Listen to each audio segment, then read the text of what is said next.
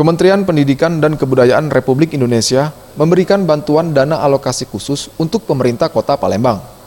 Pemberian bantuan secara simbolis diberikan langsung Menteri Pendidikan dan Kebudayaan Muhadjir Effendi kepada Wakil Wali Kota Palembang Fitriyanti Agustinda usai melaunching program sekolah sebagai pusat belajar.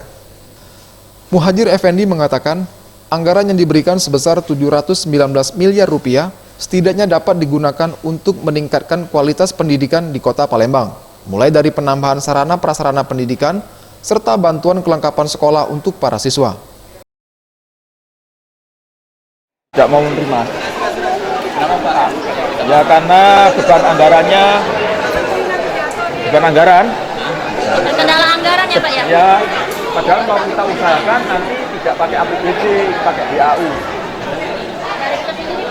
Dari APBN. Rencana selanjutnya gimana Pak?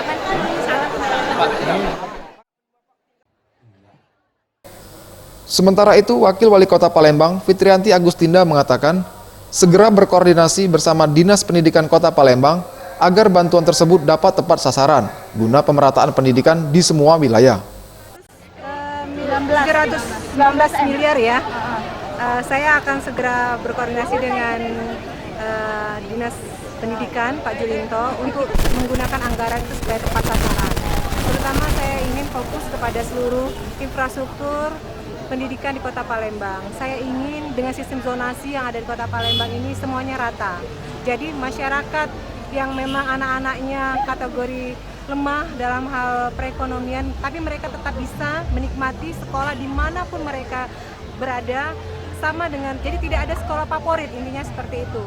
Jadi akan kita tempatkan guru-gurunya juga, kita siapkan mereka supaya mereka juga bisa melakukan pendidikan dengan baik dan benar. Tim Liputan, Sriwijaya TV.